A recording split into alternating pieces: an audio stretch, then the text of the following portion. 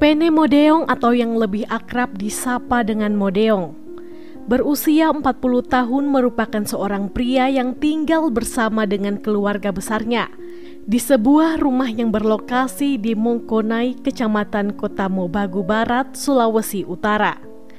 Diketahui Modeong telah menikah dengan wanita pujaan hati yang sangat dicintainya. Dari pernikahan tersebut, Modeong beserta dengan istrinya dikaruniai 2 orang anak yang masih kecil-kecil. Di mata keluarganya, Modeong dikenal sebagai pria yang sangat baik, ramah, murah senyum, dan memiliki banyak sekali teman.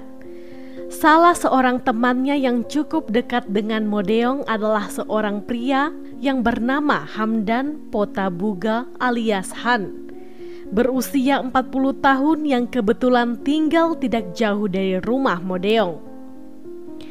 Awalnya hubungan di antara Han dan Modeong ini tampak baik-baik saja.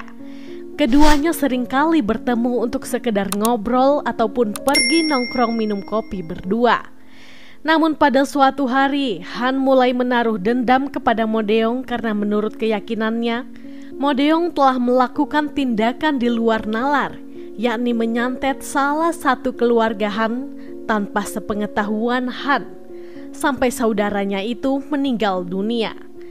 Entah apa yang dipikirkan oleh Han, namun pemikirannya tersebut terus-menerus mengganggu kehidupan sehari-harinya. Semakin hari, dendam di hati Han semakin mendalam, sehingga ia pun mulai menjadi gelap mata. Tanpa mau mengecek kebenarannya ataupun menanyakan langsung perihal kecurigaannya tersebut, Han malah nekat menghabisi nyawa Modaing, temannya tersebut. Pada hari Sabtu 9 Mei 2015 sekitar jam 10 pagi, Modeong terlihat begitu sibuk di rumahnya.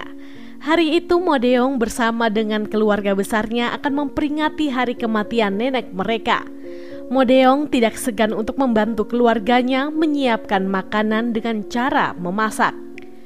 Namun dari arah belakang, tanpa mereka sadari, tiba-tiba saja Han datang sambil membawa sebilah parang berukuran besar. Ia lalu menghampiri Modeong dengan langsung menyabet parangnya beberapa kali ke bagian tubuh Modeong. Mendapatkan perlakuan seperti itu, tentu saja Modeong melakukan perlawanan dengan cara melemparkan sebuah kursi ke arah Han. Namun sayang kursi itu berhasil ditepis oleh Han. Meskipun terjadi keributan yang cukup sengit di antara Han dan Modeong, tetapi tidak ada satu orang pun di rumah tersebut yang berani melerai perkelahian itu. Hal tersebut dikarenakan menurut keluarga dari Modeong, Han terlihat seperti orang yang sedang kesurupan.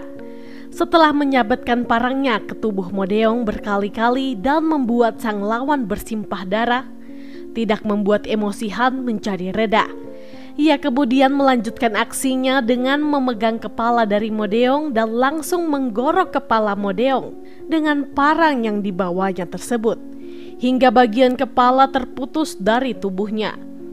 Semua orang yang melihat kejadian tersebut sontak berteriak histeris dan bercucuran air mata menyaksikan aksi keji dari Han kepada Modeong. Tidak hanya sampai di situ saja, aksi sadis yang dilakukan oleh Han ini ternyata masih terus berlanjut. Ia lalu mengambil potongan kepala Modeong dan menenteng kepala tersebut sambil berkeliling kampung sembari berteriak-teriak dan membuat kegaduhan yang memancing rasa penasaran dari warga sekitar. Selain itu, yang lebih parahnya lagi, di tengah jalan sambil menenteng potongan kepala tersebut, Han juga sempat meminum darah yang mengalir dari kepala Modeong. Menurut pengakuan dari warga yang menyaksikan langsung pemandangan horor tersebut, Han meminum darah itu layaknya seperti orang yang sedang kehausan dan kesurupan setan. Beberapa orang warga kemudian berinisiatif untuk menghubungi aparat kepolisian untuk melaporkan kejadian tersebut. Dan sebagian warga lainnya mulai berusaha untuk menenangkan Han agar aksi brutal itu tidak berkepanjangan. Namun usaha yang dilakukan oleh warga itu ternyata tidak berhasil. Han malah semakin mengamuk, memberontak dan mengacungkan parang yang dibawanya itu sambil berkata-kata kasar kepada warga sekitar. Melihat keadaan yang semakin tidak kondusif, warga pun akhirnya berhamburan menjauh dari Han karena takut nyawa mereka ikut terancam.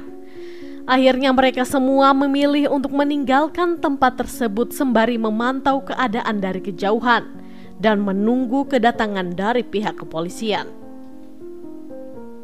Waktu terus bergulir. Sekitar 1 jam kemudian, akhirnya aparat kepolisian yang dinanti-nanti oleh masyarakat sekitar tiba di lokasi. Menurut penuturan dari warga sekitar, ketika aparat kepolisian tiba di lokasi tersebut, Han masih dalam posisi marah-marah. Tidak jelas sembari terus menenteng potongan kepala dari Mo Deong, dan tangan satunya terus menenteng sebilah parang. Pihak berwajib kemudian langsung mengamankan Han dan membawanya ke Polres Bolang Mongondo untuk pemeriksaan lebih lanjut. Saat proses pengamanan tersebut, Han sama sekali tidak melawan petugas. Ia menyerahkan diri begitu saja, sehingga memudahkan aparat kepolisian untuk membawanya beserta dengan barang buktinya. Sedangkan untuk korban dalam kasus ini segera dievakuasi ke Rumah Sakit Dato Binangkang, Kabupaten Bolang Mongondo untuk dilakukan otopsi lebih lanjut. Berdasarkan hasil otopsi diketahui terdapat luka di sekujur tubuh dari Mo Deong. Selain itu, tangan kirinya juga nyaris terputus dari tubuhnya. Saat di Polres Bolang, Han mengungkapkan dirinya tega melakukan aksi sadis itu karena tersulut emosi perihal saudara iparnya yang dikabarkan disantet oleh Mo Deong. Kasus perihal santet itu beberapa kali memang terdengar di telinga Han karena ada seorang teman yang memberitahunya. Saat itu Han juga mengaku jika dirinya tidak mengecek kebenarannya terlebih dahulu dan malah mendahulukan emosi sesaat yang akhirnya membuatnya menjadi gelap mata. Tim penyidik dari Polres Bolang akhirnya resmi menjadikan Hamdan Potabuga sebagai tersangka dalam kasus ini. Ia dijerat dengan pasal 338 KUHP tentang pembunuhan. Pada 7 Desember 2015, sidang perdana untuk kasus ini digelar di Pengadilan Negeri Kota Mobagu, Sulawesi Utara. Dalam keterangannya di depan majelis hakim, Han mengatakan, sebelum melakukan perbuatannya itu, ia mengaku sempat mendengar suara bisikan untuk membunuh orang yang berada di sampingnya.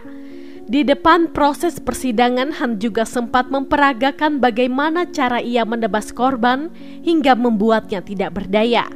Selain itu, Han juga sempat menjelaskan di saat ia menebas korban di beberapa bagian, bahkan hingga memenggal kepala korban diakuinya tanpa ia sadari sama sekali. Dan atas semua perbuatannya itu, majelis hakim menjatuhkan vonis hukuman penjara selama 15 tahun karena Hamdan terbukti bersalah secara sah dan meyakinkan telah melakukan tindakan pidana pembunuhan.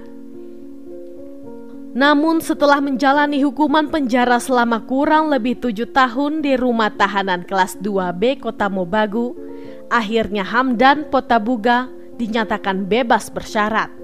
Menurut petugas penjara, selama menjalani hukumannya, Han dikenal sebagai seorang narapidana yang baik, murah senyum, dan tidak pernah membuat masalah dengan para narapidana yang lain.